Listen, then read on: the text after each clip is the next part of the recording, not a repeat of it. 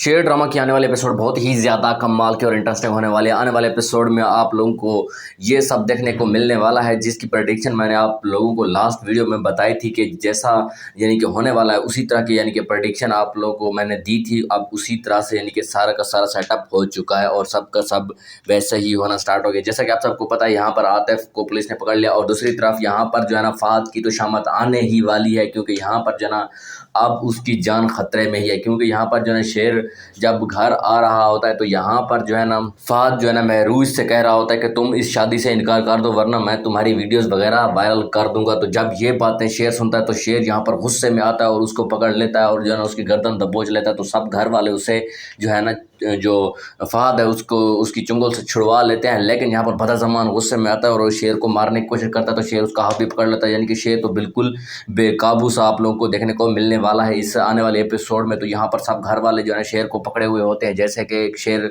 को पकड़ा जाता है तो उसी तरह का सीन यहाँ पर आप लोगों को देखने को मिलने वाला है। तो यहाँ पर जो है ना स्टोरी यहीं से इनकी इंटरेस्टिंग होने वाली है। अब जो है ना फहद की तो खैर भी नहीं है, फहद वहाँ से तो निकल जाता है, लेकिन यहाँ पर शेर जो है ना अभी भी मजीद गुस्से में ही होता है। वो यहाँ पर अपनी बहन पर भी चीखता चिल्लाता है, कहता है कि अगर उसने तुम्हारी वीडियोस वगैरह बनाई भी थी तो तुमने मुझे क्यों नहीं बताया। तो यहाँ पर जो है ना वो अपने भाई से कहेगी कि मैं जो है ना डर गई थी, तो ये ऐसे वैसे इनकी सारी बातें बताएगी कि उसने मुझे यानी कि किस तरह से यानी कि मुझे जो है ना उसने धमकी वगैरह दी थी। तो यहाँ पर जो है ना अब मैं इसी वजह से डर गई हूँ, तो अब मैं नहीं चाहती कि मेरी कोई ऐसी बात कहीं और जगह पर वायरल वगैरह हो। तो यहाँ पर जो है ना शेर का गुस्सा अभी भी ठंडा नहीं हो रहा होता। तो यहाँ पर जो है ना शेर यही सोच रहा होता है कि कहीं ना कहीं से ये जो फहद है मुझे अकेला मिल जाए और मैं जो है ना इसका काम तमाम कर दूँ। और दूसरी तरफ आप लोगों को देखने को मिलता है कि शेर जब अकेला होता है तो पहले वो जब उससे मिलकर यानी कि फजर से मिलकर वापस आता है तो यहाँ पर वो ये सोच रहा होता है कि जब जब मुझे लगा है कि फजर